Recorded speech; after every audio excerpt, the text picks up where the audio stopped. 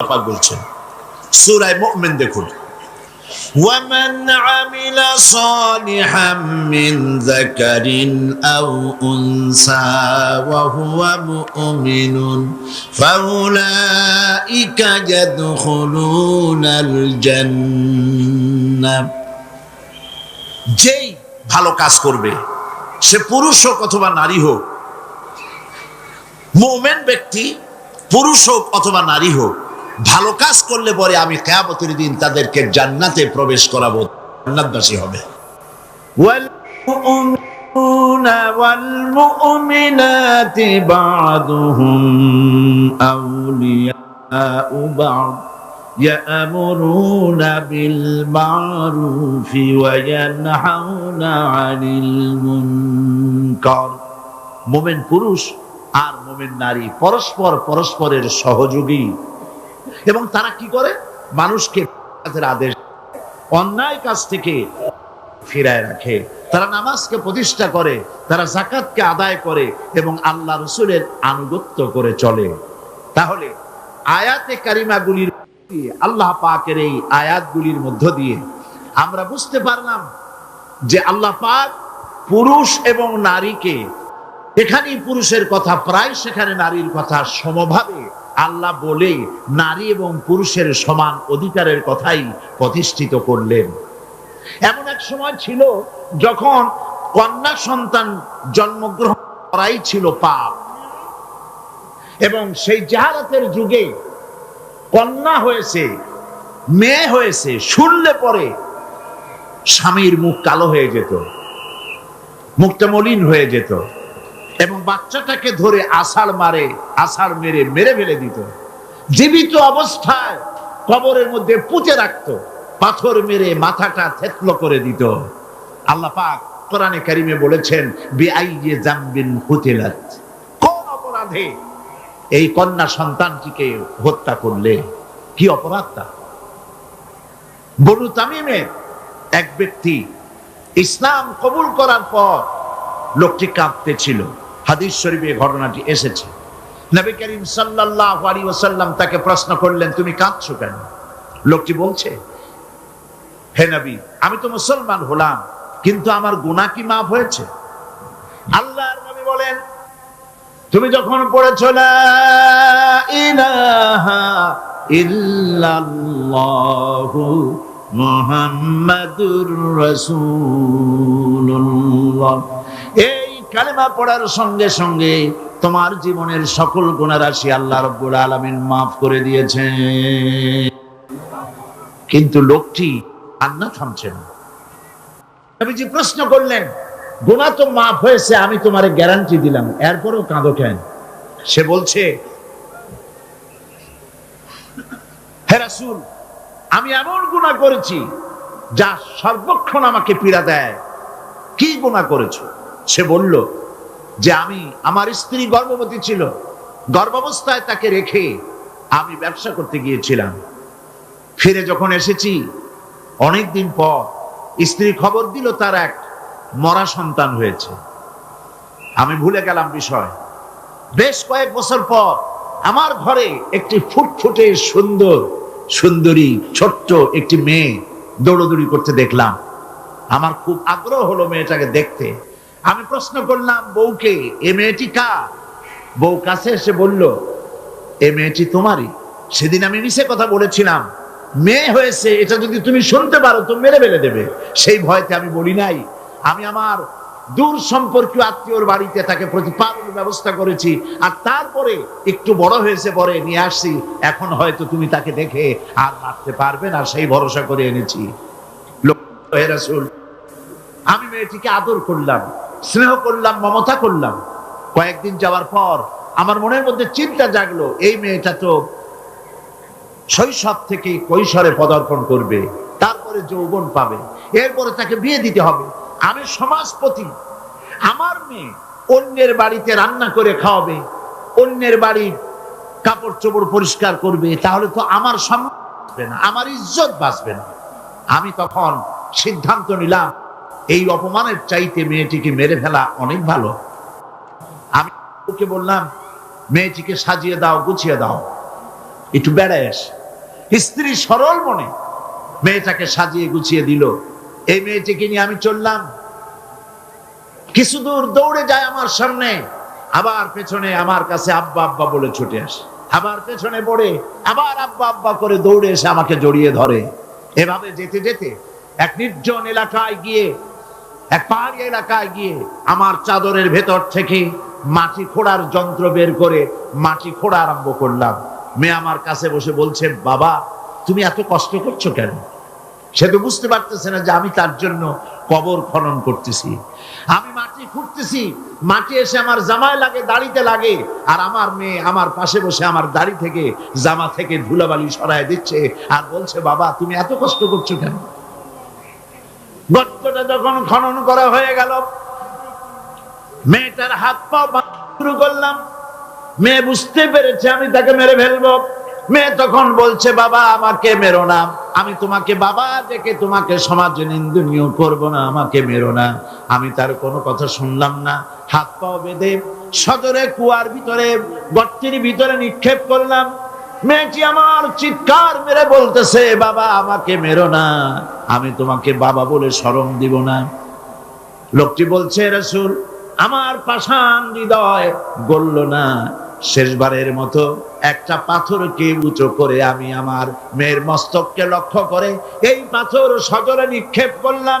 মেয়ের বুক ফেটে রক্ত ফিনকি দিয়ে বেরিয়ে গেল, আর মেয়ের মুখ থেকে আব্বা বলে একটা চিৎকার বেরোলো। ওই আব্বা চিৎকার এখনো যেন আমার কানে আমি শুনতে পাই। শরীফে এসেছে, নবীজি কাহিনী শুনতেছিলেন, আর নবীজি রহমতের নবীর চোখ দিয়া পানি পড়ে দাড়ি ভিজে ভিজে ছিল। এমন সময় ছিল যখন নারীদের কোনো সম্মান ছিল না, ইজ্জত ছিল না। নারীর সম্মান কে দিল? আল্লাহ দিলেন। বলেন কে দিলেন? আজকে আমাদের জানতে হবে ইসলাম কি দিল আর পাশ্চাত্য কি দিল। নারী, ইসলাম যা দিয়েছে নারীকে, পুরুষকে নারীকে ইসলাম যে সমান অধিকার দিয়েছে, পৃথিবীতে কেউ তা দিতে পারে না। নারীর জীবনে তিনটা ভাগ করা যায়, নারীর জীবনকে তিনটা ভাগ করা যায়। প্রথমে সে কন্যা হিসেবে পৃথিবীতে আসে, এরপরে এই কন্যাটি কিশোরী হয়, তারপরে যৌবন পায়, এরপরে একদিন বিয়ে হয়ে যায়, তখন সে স্ত্রী হয়, বধূ হয়। তো প্রথম স্তর হচ্ছে, প্রথম অধ্যায় নারীর জীবনের প্রথম অধ্যায় সে কন্যা, দ্বিতীয় অধ্যায় সে বধূ, তৃতীয় অধ্যায় সে মাতা হয়ে যায়। ইসলাম এই তিন অধ্যায় নারীকে কি দিল, কি অধিকার দিল, এবং স্বামী আর স্ত্রীর মধ্যে কি সম্পর্ক গড়ে দিল ইসলাম, তা আমাদের জানা দরকার। দেখুন, পাশাপাশি অবস্থান করব জান্নাতে, এই কথা ছেলেদের ব্যাপারে বলা হয়নি। কাদের ব্যাপারে বলা হয়েছে? মেয়েদের ব্যাপারে। নবী করিম সাল্লাল্লাহু আলাইহি ওয়াসাল্লাম বলেছেন, ওয়ান জাবির বিন আব্দুল্লাহ রাদিয়াল্লাহু তাআলা আনহু قال قال رسول الله صلى الله عليه وسلم من كان له ثلاث بنات يربيهن ويكفيهن ويرحمهن فقد وجب له الجنة। নবীজি বলেন, তিন কন্যার পিতা যদি কেউ হয়, আর ওই তিনটি কন্যাকে যদি কেউ স্নেহ করে, আদর করে, আদব শিখায়, দিন শিখায়, আর এবং সৎপাত্রস্থ করতে পারে, নবীজি বলছেন ওই পিতার জন্য কিয়ামতের দিন আল্লাহ পাক জান্নাত ওয়াজিব করে দিবেন, জান্নাত তার জন্য ওয়াজিব হয়ে যাবে। করিম সাল্লাল্লাহু আলাইহি ওয়াসাল্লাম বলেছেন, লা তাকরিহুল বানাত ফা ইন্নী আবুল বানাত। রাসূলুল্লাহ সাল্লাল্লাহু আলাইহি ওয়াসাল্লাম, কন্যাদের ঘৃণা করো না, কারণ আমি মুহাম্মদ সাল্লাল্লাহু আলাইহি ওয়াসাল্লাম কন্যাদের পিতা। সুবহানাল্লাহ। যারা কন্যা সন্তান হলে পরে মুখ কালো করেন, অনেক পুরুষ আছে যখন স্ত্রী গর্ভবতী হয় বন্ধুদের কাছে খবর দেয়, আল্লাহ আমারে সন্তান দিবেন, দোয়া করো। তারপরে যখন খবর পাওয়া গেল ডেলিভারি করেছে একটা মেয়ে, মুখটা মলিন হয়ে যায়। বন্ধুরা জিজ্ঞেস করলো, কই সন্তান হবে বললে কতদিন চলে গেল, কোনো খবর টবর যে দিলে না। কয় যে বলার মতো না। কি কয় যে মাইয়া হয়েছে, একটা মেয়ে হয়েছে, এটা আর বলার মতো না। মুখটা কালো হয়ে যায়, স্ত্রীর সঙ্গে কথা বলে না। বারবার মেয়ে হলে এমনও খবর পাওয়া গেছে বারবার মেয়ে হয়েছে, স্ত্রীকে পর্যন্ত দিয়ে দিয়েছে। নাউজুবিল্লাহ। মেয়ে হওয়ার জন্য স্ত্রী কি দায়ী? কে দায়ী? স্বামী দায়ী। তো খামোকা কেন মুখ মলিন করেন? আল্লাহ রাব্বুল আলামিন বলেছেন কোরআনে কারীমের মধ্যে, আমি কাউকে ছেড়ে দেই, কাউকে মেয়ে দেই, কাউকে ছেলেও দেই মেয়েও দেই, কাউকে কিছুই দেই না। ইন্নাল্লাহা আলা কুল্লি শাইইন কাদির। সমস্ত জিনিসের উপরে ক্ষমতা কার? আল্লাহ পাকের। সন্তান হয় না, আল্লাহর কাছে চাও, ছেলেও দিতে পারেন মেয়েও দিতে পারেন, তার ইচ্ছা। বারবার মেয়ে হয়েছে তো কি ক্ষতি হয়েছে? কি ক্ষতি হয়েছে? নবী করিম সাল্লাল্লাহু আলাইহি ওয়াসাল্লামের সন্তানদের মধ্যে মেয়েও ছিল, ছেলেরাও ছিলেন, কিন্তু ছেলেরা সব মারা গেলেন। বেঁচে থাকলেন কারা? বলেন কারা বেঁচে থাকলেন? একটি হাদিস আপনি খুঁজে বের করতে পারবেন না। নবী করিম সাল্লাল্লাহু আলাইহি ওয়াসাল্লাম কখনো আল্লাহ পাকের দরবারে হাত তুলে বলেছিলেন যে আল্লাহ, ছেলেগুলি তো সব তুমি নিয়ে গেলে, সবগুলির বাঁচায় রাখলে, তুমি দয়া করে আমাকে আরেকটি ছেলে দান করো, এরকম একটি হাদিস নাই।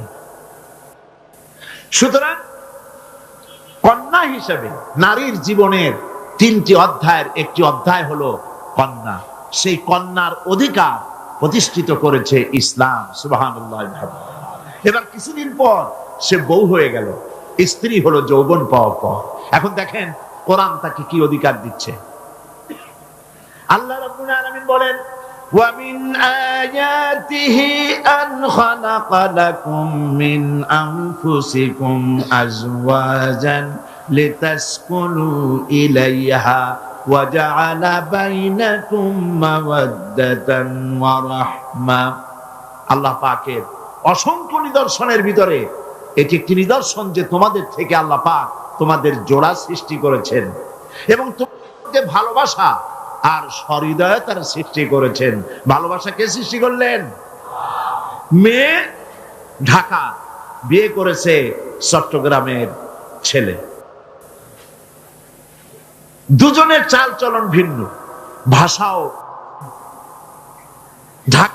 ঢাকার মেয়ে বলে কোথায় যাবেন, চট্টগ্রামের ছেলে বলে খড়ে যাবে। দেখছেন অবস্থা?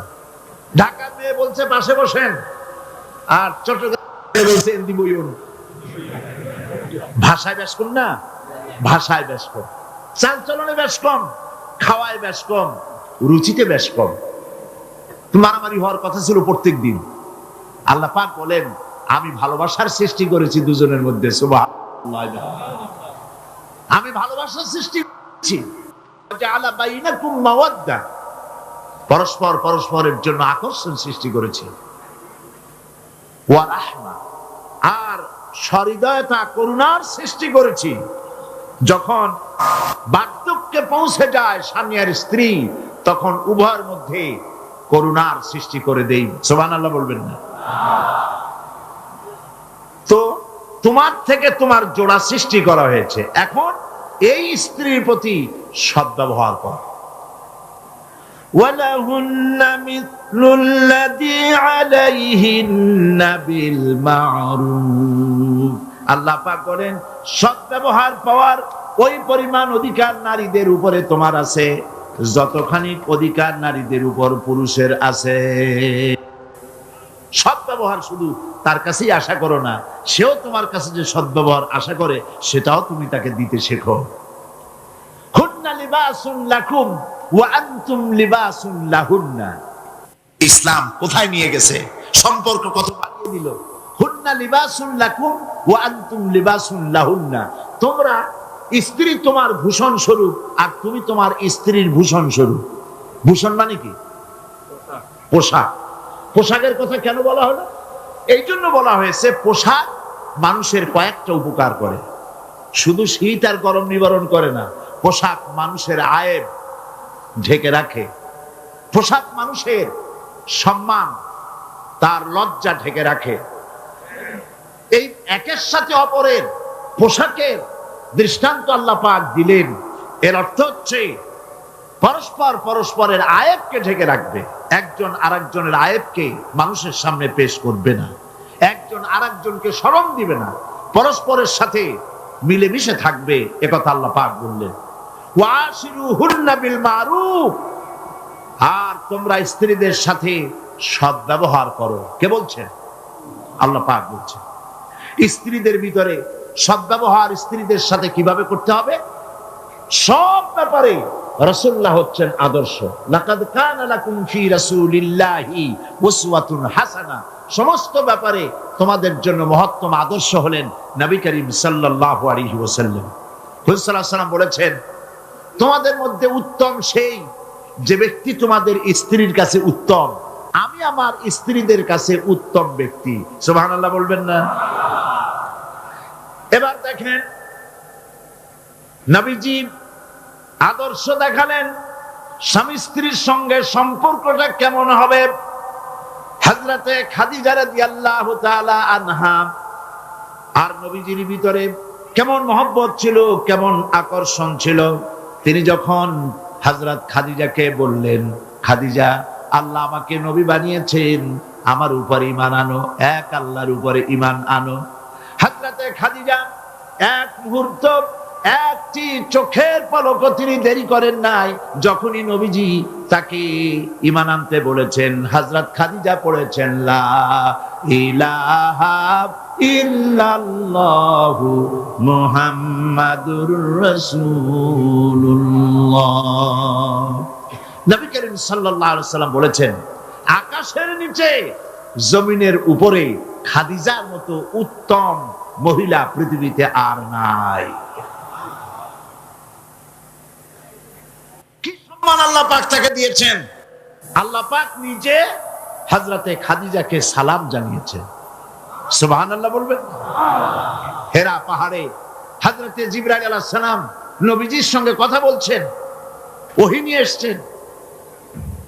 কিছুক্ষণ পরে হযরতে জিবরাইল বলেন, ইয়া রাসূলুল্লাহ, আমি দেখতে পাচ্ছি খাদিজা আপনার জন্য খানা নিয়ে আসতেছেন। খাদিজা যখন আপনার কাছে পৌঁছে যাবে, আপনি খাদিজাকে বলবেন, আল্লাহ রাব্বুল আলামিন আজ আমি আসার সময় আমার মাধ্যমে খাদিজাকে সালাম জানিয়েছেন। হযরতে খাদিজা যখন নবীজির কাছে পৌঁছে গেছেন, আল্লাহ নবী বলেন, খাদিজা, তোমার জন্য আজকে একটি সুসংবাদ আছে। তিনি বললেন, আমার জন্য কি খবর, কি সুসংবাদ?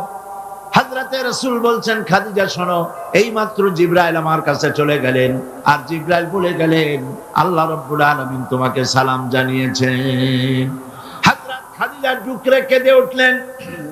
তিনি বললেন, ইয়া রাসূলুল্লাহ, আমার মানব জন্ম সার্থক হয়ে গেছে, আল্লাহ আমারে সালাম জানাইছেন, এর চাইতে সৌভাগ্য আমার জীবনে আর কিছুই নাই।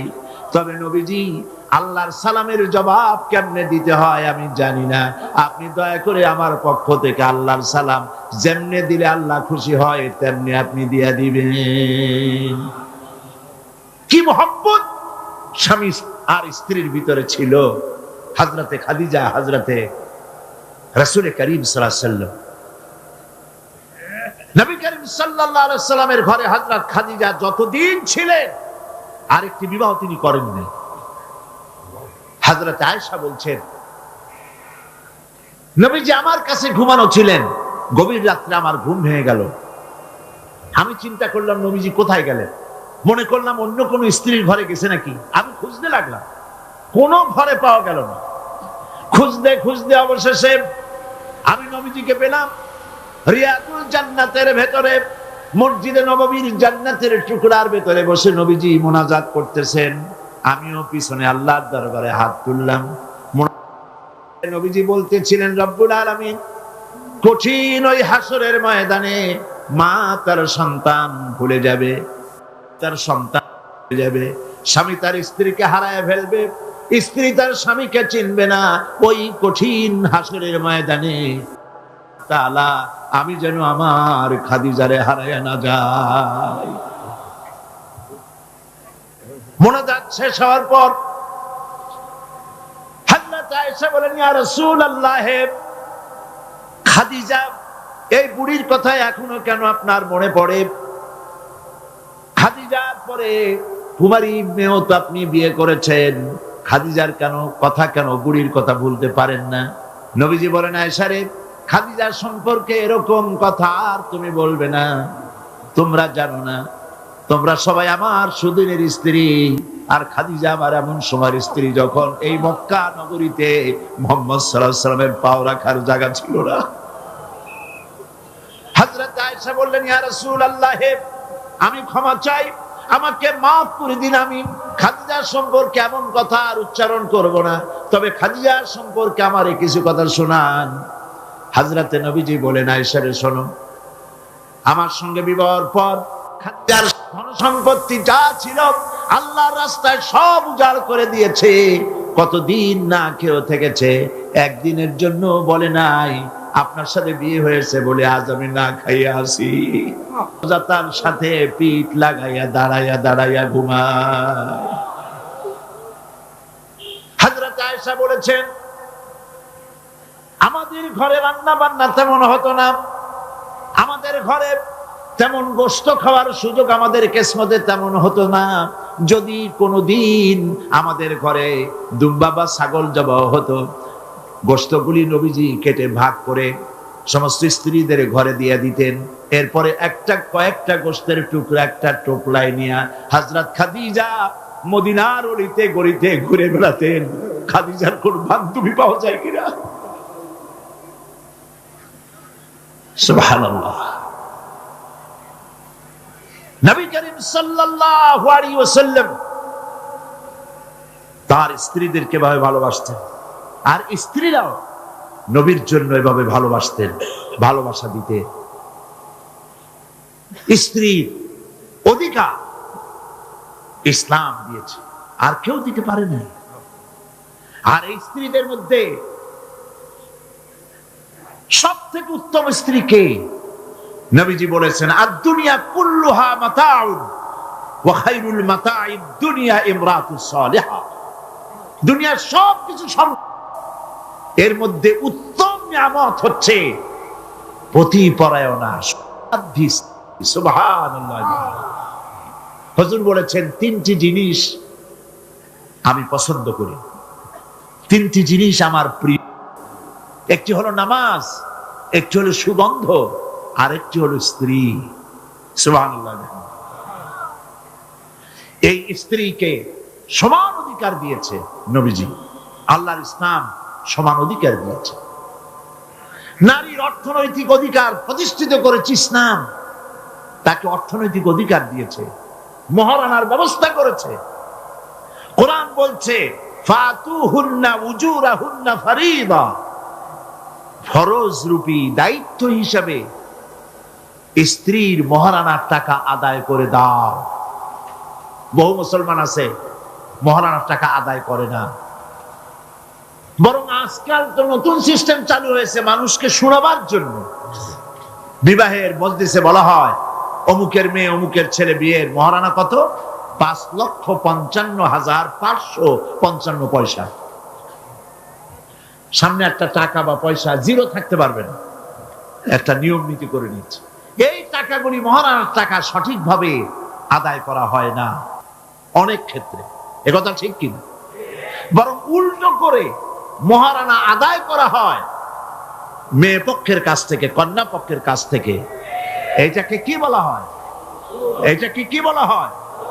এটা হলো যৌতুক নামের কৌতুক। মেয়ে পক্ষের কাছ থেকে টাকা আদায় করা। মেয়ে পক্ষ যদি ইচ্ছে করে বর পক্ষকে যদি টাকা দেয়, পয়সা দেয়, গাড়ি দেয়, বাড়ি দেয়, কোনো আপত্তি নেই, দিতে পারে। কিন্তু ডিমান্ড করে নেওয়া, চেয়ে নেওয়া সম্পূর্ণ হারাম। কন্যার পিতার মাতা 12 বছর, 18 বছর, 20 বছর, 25 বছর লালন পালন করে কলিজার টুকরা সন্তানটাই তো দিয়ে দিল। এর চাইতে টেলিভিশন, গাড়ি বাড়ি বেশি হয় কি করে? এই যৌতুক বাংলাদেশের সর্বত্র আছে, অবশ্য চট্টগ্রামে নাই। আছে। ছেলে যদি এমএ পাস করে ইঞ্জিনিয়ারিং পড়ে লয়ার হয়েছে, পিতার এই ধারণাই হয় সন্তানকে পড়াতে লেখাতে যত টাকা খরচ হয়েছে কন্যা পক্ষকে কাছের থেকে আদায় করে নেব, এবং সেই জন্য বিয়ের সময় দাবি করা হয় 50 লক্ষ টাকা দিতে হবে, গুলশানে 3টা বাড়ি দিতে হবে, মঙ্গল গ্রহে অফিস বানায় দিতে হবে। আপনার ছেলে এমএ পাস করেছে, লয়ার হয়েছে, ব্যারিস্টার হয়েছে, তো কি হয়েছে? আপনি কেন নির্যাতন করবেন কন্যা পক্ষকে? জায়েজ নাই, হারাম। শূকরের মাংস যেমন হারাম, কন্যা পক্ষের কাছ থেকে জবরদস্তি করে চেয়ে ডিমান্ড করে যৌতুক আদায় করা ওরকমই হারাম। এই কাজটি কি আপনারা করবেন? এই কাজটি কি করবেন? বিবাহ করাবেন ছেলেকে ভালোবাসা দিয়ে, টাকা দিয়ে, পয়সা দিয়ে বিবাহ করায়া মেয়ে একটা ঘরে নিয়ে আসবেন, কন্যা পক্ষের উপরে চাপ সৃষ্টি করবেন না। তো নারীকে মহারণা দেওয়ার ব্যবস্থা ইসলাম করেছে। কে ব্যবস্থা করেছে বলেন? ইসলাম করেছে। এবার আরো দেখুন আল্লাহ পাক কি বলছে, وَإِذَا أَتَيْتُمْ إِحْدَاهُنَّ قِنطَارًا فَلَا تَأْخُذُوا مِنْهُ شَيْئًا। যদি তোমরা নারীদেরকে স্তূপ পরিমাণ অর্থ করি যদি দান করো, তাহলে সামান্য তার থেকে ফেরত নিও না। চান নারীদের কাছে কিছু পুঁজি থাকুক, টাকা পয়সা থাকুক, আল্লাহ এটা চান। যদি তুমি কিছু দাও, তা যদি স্তূপ আকারেও হয়, তবুও সেগুলিকে ফেরত দিও না। বহু মুসলমান আছে আমাদের সমাজে, হজ করে, নামাজও পড়ে, কপালে দাগও পড়ে গেছে, তার ব্যবসা আছে, ধানি জমিনও আছে, বিবাহের সময় মেয়েকে টাকা কড়ি দিয়ে, ব্যবসা টাকা কড়ি যৌতুক দিয়ে বিদায় করে দেয়, সম্পত্তির ভাগ দেয় না, ব্যবসারও ভাগ দেয় না। আছে না এমন? আছে কিনা? আপনি কন্যাকে ঠকালেন, এর জন্য আল্লাহর কাছে আপনাকে দায়ী হতে হবে। মেয়েদেরকে অর্থনৈতিক অধিকার আল্লাহ এভাবে প্রতিষ্ঠিত করেছেন, সে মহিলাদেরকে অর্থনৈতিক দিক থেকে তাদেরকে নির্যাতন করা যাবে না। এবার মেয়েদেরকে শিক্ষার অধিকার দেওয়া হয়েছে, কোনটা দেওয়া হয়নি? তারা বলছে, ইসলামের দুশমনেরা বলে নারীদেরকে ইসলাম ঠকাইছে। কোথা থেকে ঠকালো? কন্যা হিসেবে মর্যাদা দিল, বধূ হিসেবে মর্যাদা দিল, তারপরে অর্থনৈতিক সুযোগ করে দিল, এবার শিক্ষার অধিকারও প্রতিষ্ঠিত করলো। হযরতে আয়েশা রাদিয়াল্লাহু তাআলা আনহা, তিনি শিক্ষয়িত্রী ছিলেন, হাজার হাজার সাহাবীর উস্তাদ ছিলেন। সুবহানাল্লাহ বলেন। হাদিসের উস্তাদ ছিলেন, তাফসীরের উস্তাদ ছিলেন, ফিকহের উস্তাদ ছিলেন। শিক্ষার অধিকার ইসলাম দিয়েছে নারীকে। নারীরা লেখাপড়া করতে পারবে, কোনো অসুবিধা নেই।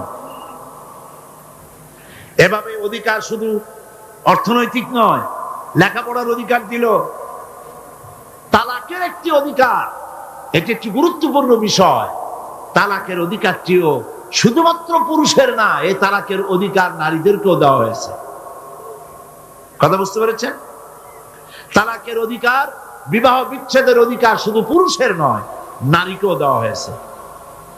পুরুষ যদি অকর্মণ্য হয়, যদি সে উন্মাদ হয়, জালিম হয়, নপুংসক হয়, তাহলে এই স্ত্রী কোর্টে তা প্রমাণ করে তার স্বামীকে পরিত্যাগ করে ইচ্ছে মতো স্বামী গ্রহণ করতে পারবে। ইসলাম সুযোগ দেয়। তালাক, কথায় কথায় তালাক দেওয়ার একটা রেওয়াজ আমাদের দেশে আছে। বাংলাদেশে যদি আল্লাহ কোনদিন দয়া করে ইসলামী রাষ্ট্র প্রতিষ্ঠিত করে দেন, তাহলে কথায় কথায় তালাক দেওয়ার এই প্রথাকে বন্ধ করে দেওয়া হবে।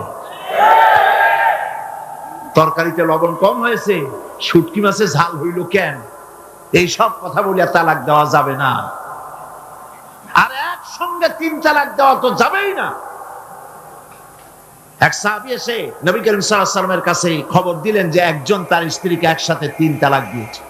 নবী করিম সাল্লাল্লাহু আলাইহি ওয়াসাল্লাম এত গুসা হয়েছিলেন যে বসার থেকে দাঁড়ান।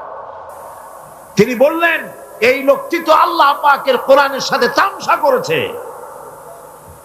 তালাকের আল্লাহর কাছে দুইটা হালাল সবচেয়ে জঘন্য, দুইটি হালাল সব থেকে জঘন্য। একটা হলো ভিক্ষাবৃত্তি, আর একটা হলো তালাক। যখন তালাক দেওয়া হয় অন্যায় ভাবে, গোসায় আল্লাহর আরশ কাঁপতে থাকে। নাউজুবিল্লাহ বলে। আপনি এভাবে তালাক দিতে পারবেন না। তালাক দেওয়ার নিয়ম হলো, যখন স্ত্রীর সাথে, লক্ষ্য করুন, স্ত্রীর সাথে বনিবনা হচ্ছে না, স্ত্রীর চরিত্র খারাপ, স্ত্রীর দাজ্জাল মার্কা, বনেই না, তো আল্লাহ পাক তখন বলেছেন উভয় পক্ষের আত্মীয় স্বজন নিয়ে মীমাংসা করার চেষ্টা করো, সালিসি করো। যদি মীমাংসায় না হলো তাহলে 1 মাসে 1 তালাক দাও, বিছানা আলাদা করে দাও এবং অপেক্ষা করো তার এই অবস্থা দেখে সে ফিরে আসে নাকি। যদি ফিরে আসে তো গ্রহণ করো, যদি ফিরে না এলো 2য় মাসে 2য় তালাক দাও। তাও যদি ফিরে না, তাহলে সে গিয়ে 3 তালাক একদম রেজি করে দাও, আর ফেরত হবে না। 3 তালাকে বায়না করে দাও, এই স্ত্রীকে আর গ্রহণ করা যাবে না। এখন আমাদের দেশে রাগের মাথায় একসাথে 3 তালাক দেওয়ার পর মনে মনে অনুশোচনা হয়, এতগুলো ছেলে পেলে নিয়ে করবো কি, কি সর্বনাশ হইল। রাগের মাথায় করলামটা কি? এখন এই বউ ফিরে পাওয়ার জন্য মস্তা তালাশ করে। তখন গ্রামের মুন্সি মৌলবী, এই জাতীয় 1 শ্রেণীর লোক আছে যারা কোরআন বোঝে না, হাদিস বোঝে না, তারা হিল্লা নামক একটা ঔষধ বাইর করছে। সেই ঔষধটা কি? তারা বলে যে এই স্ত্রীকে যদি আবার নিতে চাও তাহলে আরেকটা পুরুষের সঙ্গে বিবাহ দাও এবং শর্ত করো যে তোমার কাছে দিলাম, 2-3 দিন পর তুমি তালাক দিয়ে দিবা, এরপরে আমরা নিয়ে নেব। তালাকের নিয়তে বিবাহ করা এটা সম্পূর্ণ হারাম, বিবাহ হবে না। তালাকের নিয়তে বিয়ে করলো বিয়ে হবেই না। তারপরে এই যে ভাড়া করা, একজনের সঙ্গে হিলা করতে দেওয়া, এটাকে হাদিসের ভাষায় বলা হয়েছে ভাড়া করা ষাট। ভাড়া করা ষাট। ইসলামে এই ধরনের কোন বিধান নাই। সবাই কান খুলে শুনুন, হিল্লা করার যে ব্যবস্থা বাংলাদেশে গ্রামে গঞ্জে আছে, শরীয়তের কোন অস্তিত্ব নাই। কেউ যদি তার স্ত্রীকে তালাক দেয় আর এই স্ত্রীকে আবার ফেরত নিতে চায়, পর্যন্ত ফেরত দিতে পারবে না। একটা পথ আছে, সেই পথটা হলো এই ইচ্ছে করে কোন স্বামী গ্রহণ করেন, আর সেই স্বামী যদি ইচ্ছে করে ঘটনাচক্রে তালাক দেয়, অথবা ঘটনাচক্রে সেই স্বামীর যদি মৃত্যু হয়, তাহলেই কেবলমাত্র প্রথম স্বামীর কাছে আসতে পারবে। এছাড়া প্রথম স্বামীর কাছে আসা কিয়ামত পর্যন্ত সম্ভব নয়। এইটা ইসলাম করেছে দৃষ্টান্তমূলক শাস্তি দেওয়ার জন্য। কথায় কথায় তালাক দেবা, বাগুন ভর্তায় মরিচ হইল কেন, এইসব শয়তানি চলবে না। এইটার জন্যই এই বিধান করা হয়েছে। তালাক কখনো রাগের মাথায় এই জঘন্য কাজ কেউ করবেন না। যদি করতেই হয় তাহলে 3 মাসে 3 তালাক হবে, একসাথে 3 তালাক দেওয়া যাবে না। যদি কেউ একসাথে 3 তালাক দিয়ে বসে, তালাক হয়ে যাবে, এটাও মনে রাখবেন, তালাক হয়ে যাবে। তবে আল্লাহ পাক অসন্তুষ্ট হবেন, নারাজ হবেন, গোসায় আল্লাহর আরশ কাঁপতে থাকে। এই কাজটি কখনো করবেন না। আল্লাহ পাক তালাক চান না। আল্লাহ চান স্বামী স্ত্রীর মধ্যে মহব্বত পয়দা হোক। সুবহানাল্লাহ। যদি স্ত্রীর উপর রাগ হয়, কখনো মন খারাপ হয়, আল্লাহ বলছেন ওয়ালা তানসাউল ফাদলা বাইনাকুম, তোমরা পরস্পরের অনুগ্রহকে ভুলে। আজকের একটা ব্যাপারে মন খারাপ হইছে, তুমি চিন্তা করো তোমার জীবনের অনেক ক্ষেত্রে এই স্ত্রীর অনেক অবদান আছে, সেগুলিকে মনে করে আজকেরটা মাফ করে দিলেই তো সারে। সুবহানাল্লাহ। আল্লাহ পাক চান না স্বামী স্ত্রীর ভিতরে অসন্তুষ্টি থাকুক এবং তালাক পর্যায়ে চলে যান। একবার নবী করিম সাল্লাল্লাহু আলাইহি ওয়াসাল্লাম বসে আছেন মসজিদে নববীর ভিতরে, মুখ মলিন, সাহাবায়ে কেরাম ভয়তে কথা বলতে পারছেন না। কিছুক্ষণ পর হুজুর হযরত আলী হযরত ফাতেমার ঘরে ঢুকলেন, বেরিয়ে আসলেন হাসি মুখে। তিনি প্রশ্ন করলেন, সাহাবায়ে কেরাম জিজ্ঞেস করলেন, হে রাসূল, একটু আগে আপনার মুখ এত মলিন ছিল আর এখন আপনি এত হাসি খুশি, আমরা তো তখন কথা বলতে সাহস পাইনি। হুজুর কি হয়েছিল? আল্লাহর নবী বলেন, ওদের মধ্যে মনোমালিন্যের সৃষ্টি হয়েছিল আর আমার মনটা খারাপ হয়ে গিয়েছিল। ওদের, বুঝতে পারছেন তো, হযরত আলী এবং ফাতেমার মধ্যে মনোমালিন্য সৃষ্টি হয়েছিল, আমার মনটা খারাপ হয়ে গিয়েছিল। আমি ভেতরে গেলাম, উভয়ের সঙ্গে কথা বললাম। এখন তারা দুজনের মধ্যে তাদের ভুল বুঝাবুঝির নিরসন হয়েছে, আমার মনটা খুশি হয়ে গেছে। নবীজি বলেন, ফাতেমাকে যে কষ্ট দেয় সে আমাকে কষ্ট দেয়, কারণ ফাতেমা আমার কলিজার টুকরা। স্বামী এবং স্ত্রীর মধ্যে সম্পর্ক ভালো থাকতে হবে, অধিকার সমান, তবে স্বামীর মর্যাদা বেশি। মর্যাদা কার বেশি? স্বামীর মর্যাদা বেশি। তিরমিজি শরীফের হাদিসে এসেছে, আল্লাহর নবী একদিন একদিকে যাচ্ছিলেন, জঙ্গল থেকে এক পাহাড়িয়া উট এসে নবীজির কদমের উপরে, নবীজির কদম মোবারকে চুমা দিল, সেজদা করলো।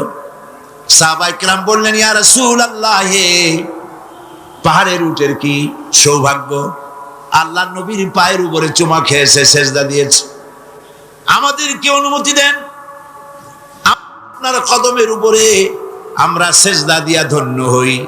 হুজুর বলেন, শোনো, আমি যদি এই পৃথিবীতে মানুষকে সেজদা করার জন্য যদি পারমিশন দিতাম, তাহলে পৃথিবীর সমস্ত নারীদেরকে বলতাম তারা যেন তাদের স্বামীকে সেজদা দেয়। তাহলে মর্যাদা কার বেশি? স্বামীর মর্যাদা বেশি। অধিকার সমান, মর্যাদা বেশি স্বামীর। আবু দাউদ শরীফের হাদিসে এসেছে, নবীজি বলেছেন, কোন স্ত্রী লোক এমন অবস্থায় যদি মারা যায় যে তার স্বামী তার উপরে সন্তুষ্ট ছিল, আল্লাহ রাব্বুল আলামিন ওই মেয়ে লোকটি জান্নাত দান করে দিবেন। স্বামীর মর্যাদা এখানে বেশি। তাহলে আমরা দেখলাম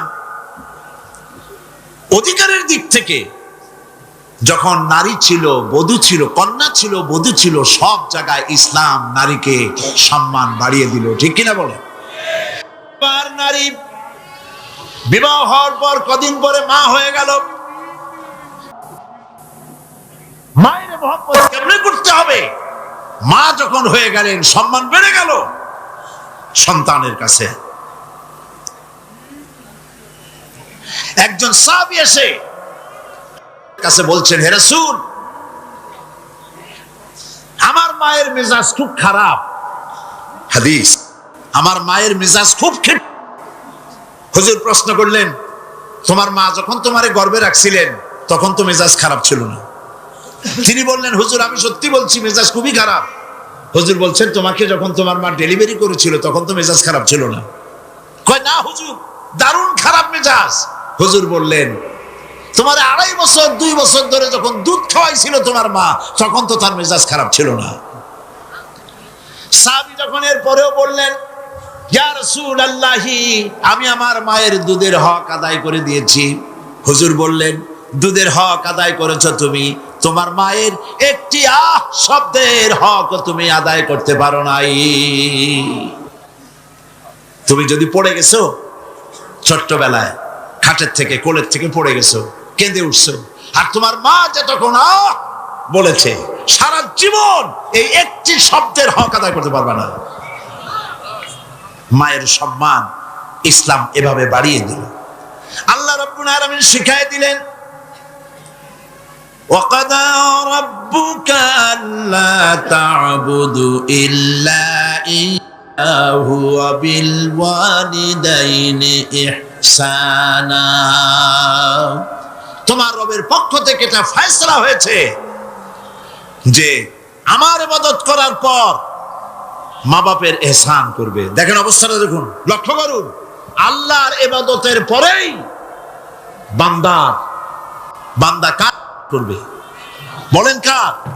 মা বাবা সাম করো। মা বাবার সামনে মুখ দিয়ে চোখ রাগায় কথা বলবে না। ওয়ালা তাকুল্লাহুমা উফিন ওয়ালা তানহারুহুমা, ঝিড়কি দিবে না, ধমক দিবে না। আর তাদের সঙ্গে কোন ভাষায় কথা বলবে তাও আল্লাহ শিখায় দিয়েছেন। আল্লাহ পাক বলেন ওয়াকুল্লাহুমা কাওলান কারীমা, সম্মান সূচক কথা বলো মা বাবার সাথে। আর শিখায় দিলেন বান্দারা তোমার মা বাবার জন্য আমার কাছে এই ভাষায় দোয়া করো, রব্বির হামহুমা কামা রব্বায়ানি সগীরা।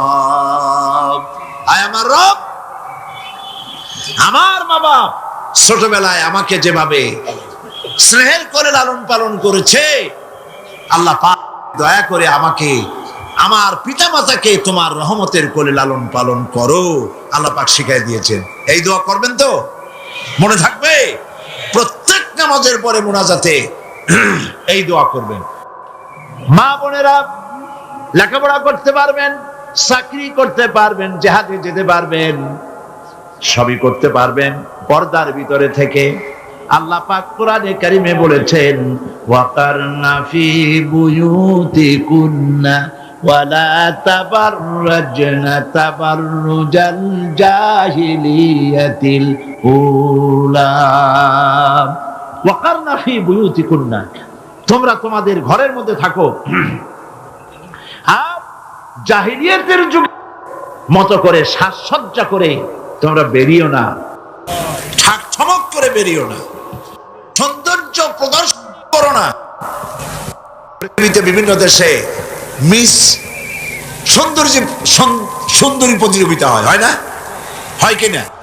সুন্দরী প্রতিযোগিতা হয় পৃথিবীর বিভিন্ন দেশে। Miss China, miss Thailand, miss America, miss Canada, এভাবে নাম হয়।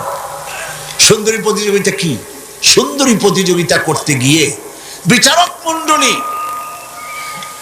সুন্দরীদের শরীরের যেসব জায়গা মাপজোপ করে তা কেবলমাত্র শয়তানের পক্ষে সম্ভব, পুরুষের পক্ষে সম্ভব নয়। যারা এই বিচারক মণ্ডলী থাকে নির্লজ্জ বেহায়া, তারা কি তার নিজের মেয়ের, নিজের বোনের শরীরের সেসব জায়গা মাপ করতে পারবে? লম্পট। বাংলাদেশে সুন্দরী প্রতিযোগিতা কিয়ামত পর্যন্ত হতে দেওয়া হবে না। পর্দার বিষয়টি আলোচনা করতেছিলাম। পর্দা করা ফরজ। পর্দা করা কি?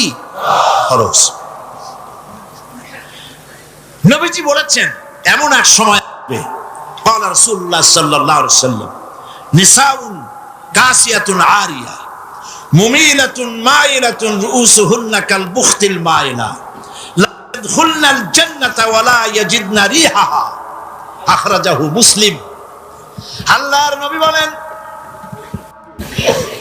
এমন এক জামানা আসবে যখন বস্ত্র পরিধানকারিণী উলঙ্গিনী হবে মেয়ে লোকগুলি, উটের চুটের মতো করে খোপা বেঁধে মরাল সময় হেলে দুলে পরপুরুষের আকর্ষণ করে রাস্তায় চলাফেরা করবে। এরা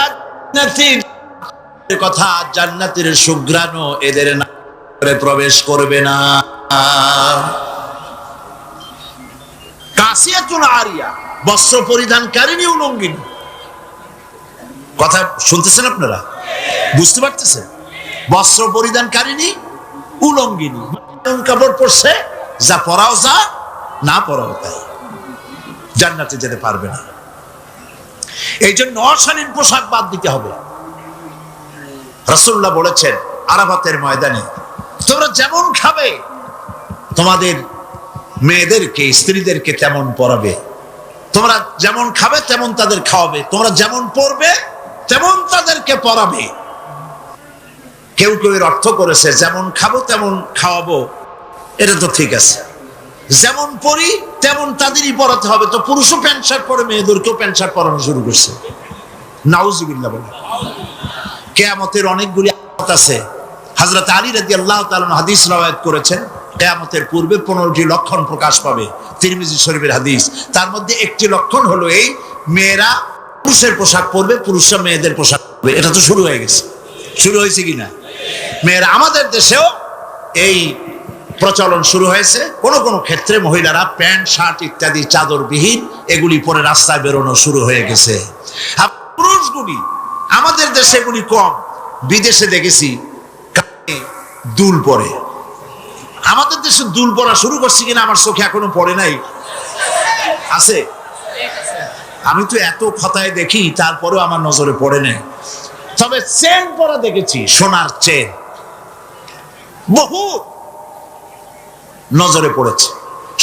চেন গলায় পরে পুরুষ মাঘের পৌষের প্রচন্ড শীতে সামনের 3-4টা বোতাম খোলা রাখে, যাতে মানুষে বুঝে উনি একখান কিছু পড়ছেন। হারাম, হারাম। পুরুষের জন্য একটি স্বর্ণ জায়েজ নাই। কারো যদি থাকে এগুলি খুলে আজই, বউ থাকলে বউরে দাও, না থাকলে বোনেরে দাও, থাকলে কিছু যদি না থাকে বাক্সে উঠায় রাখো, বউ আসলে তারে পরাই দিও, তোমার জন্য হারাম। বিদেশে কানে দুল পরে, নাকে ফুল পরে। আমি অবাক হয়েছি, ঠোঁটে রিং, ঠোঁটে জিহ্বাও রিং পরে। ভাত খায় কেমনে আল্লাহই জানে, শয়তান কারে বলে না। আমার দেশে জিহ্বা আর ঠোঁটে রিং আমি দেখিনি।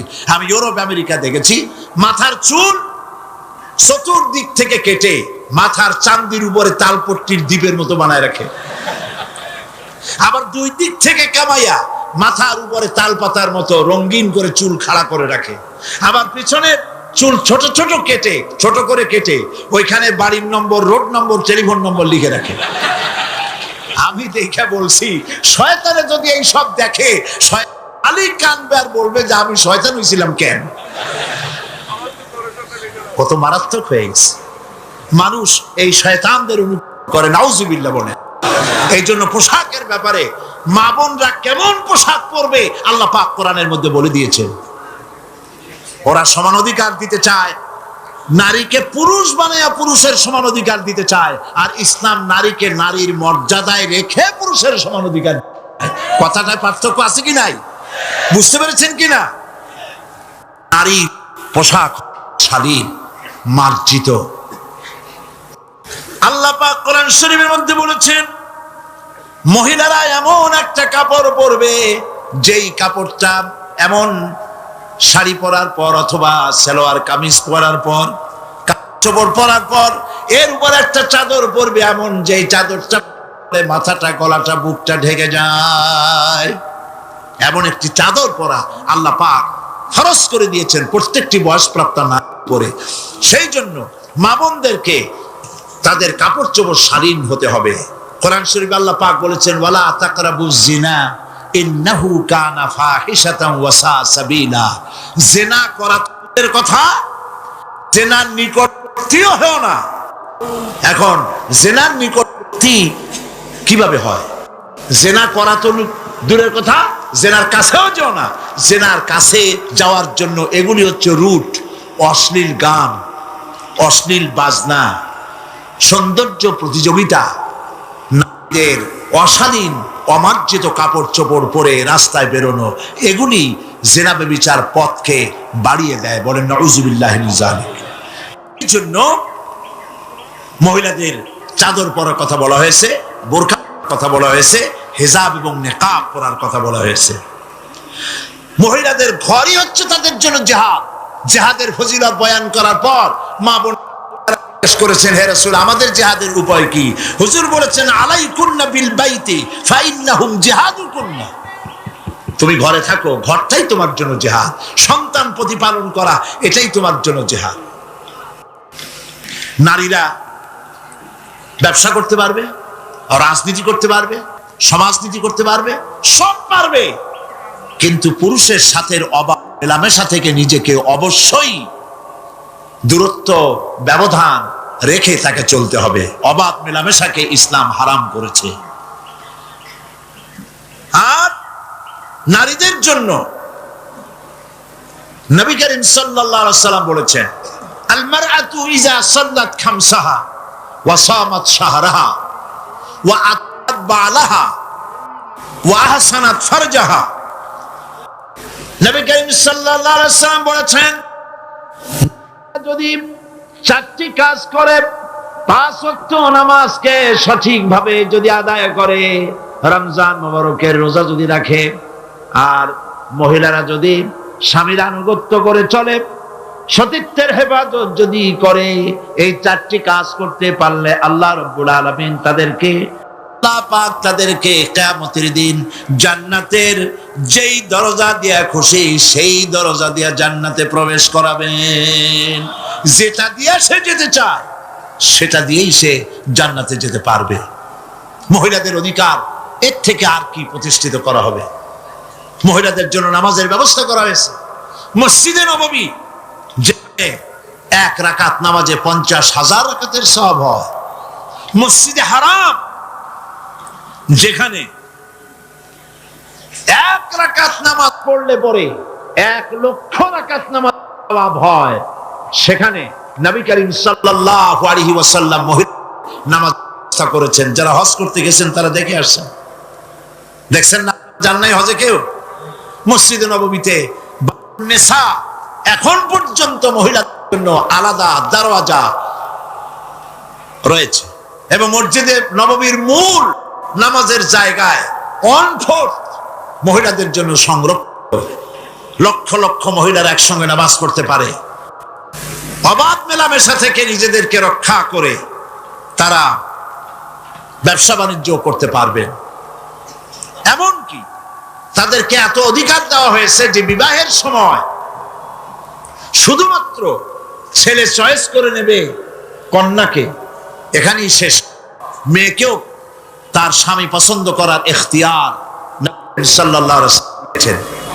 আবু দাউদ শরীফের হাদিসে একজন মহিলা, একজন যুবতী রাসূলের কাছে এসে বলছেন, ইয়া রাসূলুল্লাহ, আমার মা বাপ ছোট্ট বাল্য বিবাহ দিয়েছে,